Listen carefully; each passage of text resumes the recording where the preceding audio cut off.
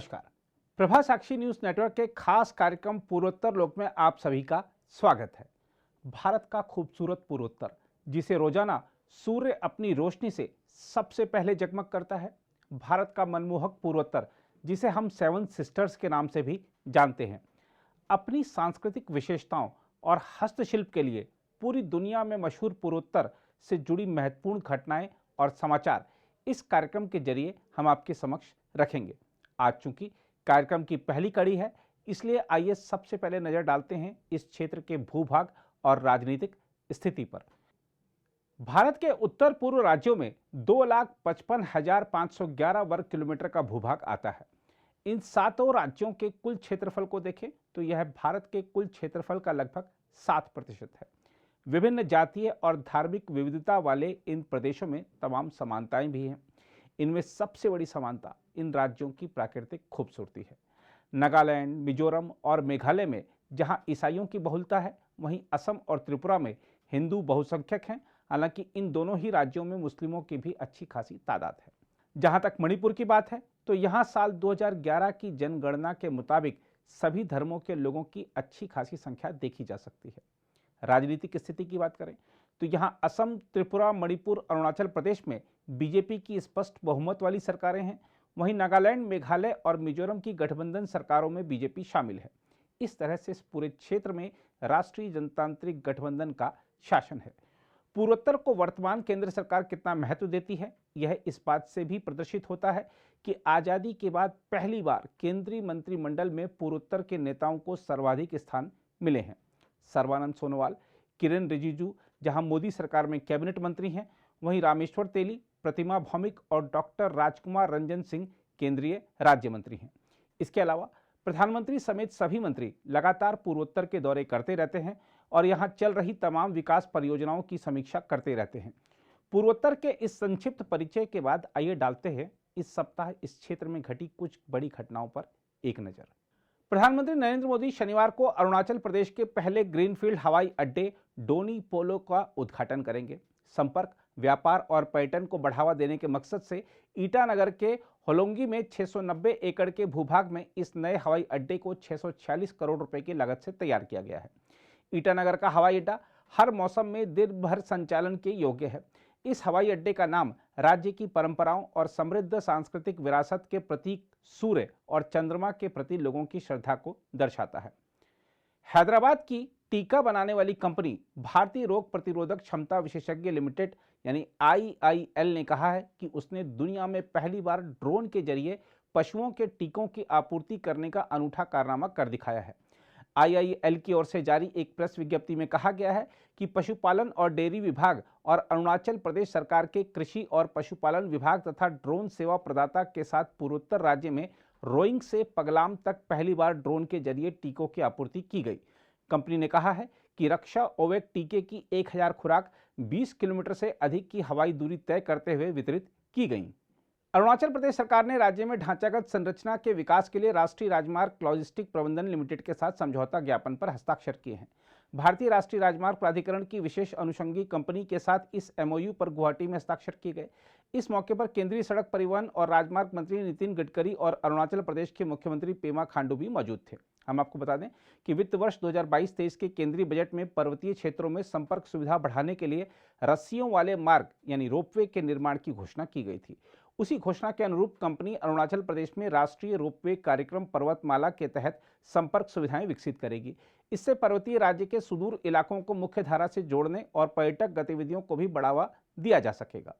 भाकपा माओवादी के दिग्गज नेता अरुण कुमार भट्टाचार्य उर्फ कंचन दा के साथी रहे 13 वामपंथी उग्रवादियों ने असम के डिब्रूगढ़ और कछार जिलों में आत्मसमर्पण किया है। विशेष पुलिस महानिदेशक GP सिंह ने ट्वीट में कहा, प्रतिबंधित CPI-M के 13 कार्यकर्ता डिब्रूगढ़ और कछार में हिंसा का रास्ता छोड़कर मुख्य धारा में शामिल हो गए। वे CPI-M नेता अरुण कुमार भट्टाचार्य उर्फ कंचन दा के सहयोगी हैं, जिन्हें इस साल की शुरुआत में असम पुलिस ने गिरफ्तार किया था। असम ने मिजोरम से कहा है कि वह जिन क्षेत्रों पर अपना दावा करता है उन गांवों के नाम वहां रहने वाले लोगों की जातीयता और उन गांवों की लोकेशन आदि सहित सभी जानकारी उसे मुहैया कराए। दावों से जुड़ी सारी जानकारी 3 महीने के भीतर देनी होगी और उसके बाद यह मामला दोनों राज्यों द्वारा संयुक्त रूप से गठित क्षेत्रीय समिति के पास जाएगा। हम आपको बता दें कि समिति का गठन दोनों राज्यों के बीच के इस सीमा विवाद का सौहार्दपूर्ण समाधान निकालने के लिए किया गया है। फिलहाल दोनों राज्यों में यथास्थिति बनाए रखने और सीमा पर शांति तथा सौहार्द बनाए रखने की सहमति बनी है। असम पुलिस ने हाल ही में गठित उग्रवादी समूह आदिवासी पीपुल्स लिबरेशन आर्मी यानी APLA का खात्मा कर दिया है। एक शीर्ष अधिकारी ने बताया कि समूह के 9 सदस्यों को गोलाघाट और कार्बी आंगलोंग जिलों से गिरफ्तार कर उनके कब्जे से हथियार आदि बरामद किए गए थे। पुलिस के विशेष महानिदेशक GP सिंह ने ट्वीट किया, असम पुलिस ने नवगठित उग्रवादी समूह APLA का 4 दिन से भी कम समय में गोलाघाट और कार्बी आंगलोंग जिलों से खात्मा कर दिया है।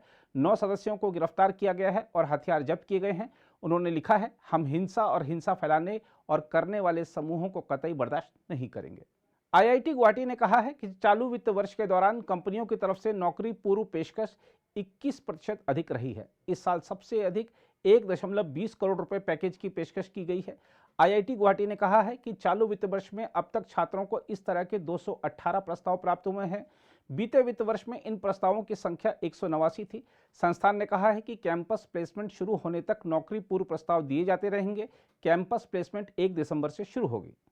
राष्ट्रीय हरित अधिकरण यानी NGT ने दक्षिणी मिजोरम के हनहथियाल जिले में पत्थर की एक खदान ढहने के हादसे का स्वतः संज्ञान लिया और संबंधित अधिकारियों को 28 नवंबर को उसके समक्ष पेश होने का निर्देश दिया है। NGT द्वारा जारी नोटिस के अनुसार मिजोरम प्रदूषण नियंत्रण बोर्ड के सदस्य सचिव और राज्य के आपदा प्रबंधन निदेशालय के निदेशक सहित 7 अधिकारियों को दिल्ली में अधिकरण के फरीदकोट हाउस कार्यालय में पेश होने को कहा गया है। इस बीच एक अधिकारी ने बताया है कि हनहथियाल जिले में ढही पत्थर की खदान के मलबे में एक और शव बरामद होने के बाद हादसे में जान गंवाने वाले लोगों की संख्या बढ़कर 11 हो गई है। हम आपको बता दें कि 14 नवंबर दोपहर को जब पत्थर की खदान में भूस्खलन हुआ तब वहां कुल 13 मजदूर काम कर रहे थे। इनमें से केवल एक मजदूर बाहर निकल पाने में कामयाब रहा था। खदान ABCI इंफ्रास्ट्रक्चर प्राइवेट लिमिटेड की है। मणिपुर सरकार ने अगले साल अप्रैल में Femina miss India 2023 grand finale के 59वें संस्करण की मेजबानी के लिए टाइम्स ग्रुप के साथ एक समझौते पर हस्ताक्षर किए हैं। मणिपुर के मुख्यमंत्री N बीरेन सिंह और टाइम्स ग्रुप के प्रबंधक निदेशक विनीत जैन इस मौके पर मौजूद थे। समझौते पर हस्ताक्षर करने के बाद मुख्यमंत्री ने कहा, यह पहली बार है जब प्रतिष्ठित प्रतियोगिता पूर्वोत्तर में आयोजित होने जा रही है। यह मणिपुर में निवेशकों की बढ़ती रुचि को दर्शाता है। मणिपुर सरकार के पर्यटन विभाग और मिस इंडिया प्रतियोगिता के आयोजकों के बीच यह समझौता किया गया है। मणिपुर में 5 प्रतिबंधित उग्रवादी संगठनों के कुल 31 सदस्यों ने बुधवार को मुख्यमंत्री N बीरेन सिंह की मौजूदगी में हथियार डाल दिए और आत्मसमर्पण कर दिया। आत्मसमर्पण करने वाले उग्रवादियों में Kangleipak communist party people's war group के 17, कांगलेई यावोन कनबा लुप के 3, कांगलीपाक की पीपुल्स रिवोल्यूशनरी पार्टी के 6 और यूनाइटेड नेशनल लिबरेशन फ्रंट के 4 और प्रीपाक VC का 1 सदस्य शामिल है।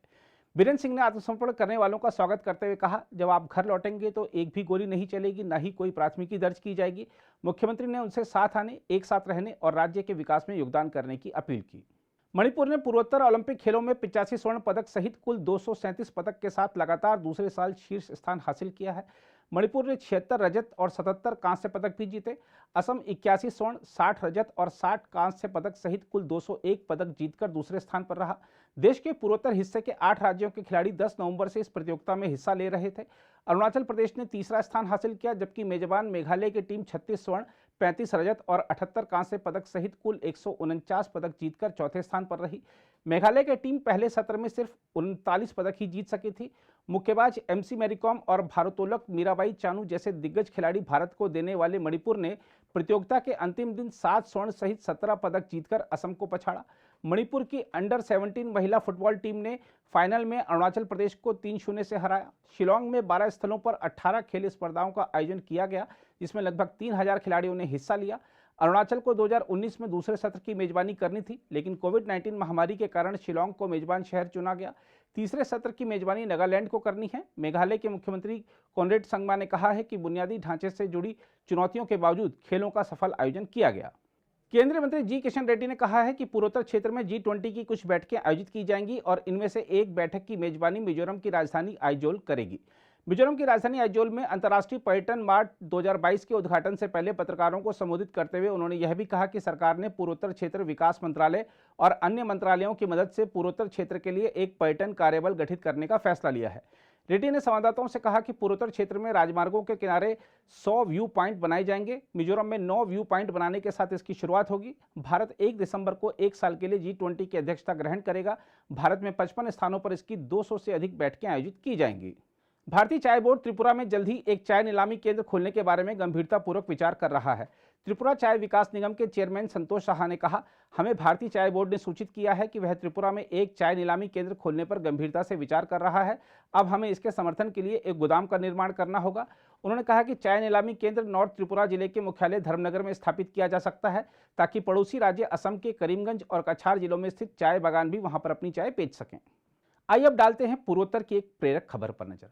मणिपुर के पश्चिम इंफाल जिले में 47 वर्षीय व्यक्ति ने 20 वर्षों में बंजर भूमि को 300 एकड़ के जंगल में बदल दिया, जिसमें विभिन्न प्रकार के पौधों की प्रजातियां हैं। जिले के उरिपोक खेदेम लिकाई इलाके के रहने वाले मोइरंगथेम लोया ने करीब 20 साल पहले इंफाल शहर के बाहरी इलाके लंगोल हिल रेंज में पेड़ लगाना शुरू किया था। बचपन से प्रकृति प्रेमी रहे लोया ने बताया, सन 2000 की शुरुआत में चेन्नई से अपनी कॉलेज की पढ़ाई पूरी करने के बाद जब मैं कोबरू पर्वत पर गया तो मैं पहले की सघन वनस्पतियों की कटाई से स्तब्ध था, जो कोबरू पर्वत श्रृंखलाओं की पहचान थे। उन्होंने कहा, मुझे प्रकृति माँ को वो सब कुछ लौटाने की तीव्र इच्छा महसूस हुई जिसे हम इंसानों ने आधुनिक समय में नष्ट कर दिया है। यह खोज उन्हें जल्द मारू लंगोल में पुंशीलोक मारू या स्प्रिंग ऑफ लाइफ लेकर गई, जो राजधानी इंफाल शहर के बाहरी इलाके में लैंगोल हिल रेंज में है। उन्होंने बताया, मैं यात्रा के दौरान गलती से उस जगह पहुंच गया। मैंने महसूस किया कि झूम की खेती के कारण जो क्षेत्र बंजर था उसे समय और समर्पण के साथ घने हरे भरे जंगल में बदला जा सकता है। उन्होंने कहा, यह जगह 6 साल तक मेरे लिए एक घर की तरह थी, क्योंकि मैं एक झोपड़ी में रहता था जिसे मैंने खुद बांस, ओक, कटहल के पेड़ और सागवान की लकड़ी से बनाया था। Wild life and habitat protection society की स्थापना करने वाले लोया ने कहा, मैं अपनी जेब से पैसे लगाकर पौधे खरीदता और जब भी संभव होता इसे लगाता। उन्होंने कहा, वृक्षारोपण ज्यादातर मानसून के मौसम से पहले किया जाता है और इस दौरान वनस्पति विकास हमेशा तेज होता है। राज्य के वन अधिकारियों ने लंगोल पर्वत श्रृंखला में पेड़ लगाने में लोया के प्रयास का समर्थन किया है। वन अधिकारियों ने कहा है कि 300 एकड़ के जंगल में पौधों की 100 से अधिक प्रजातियां हैं।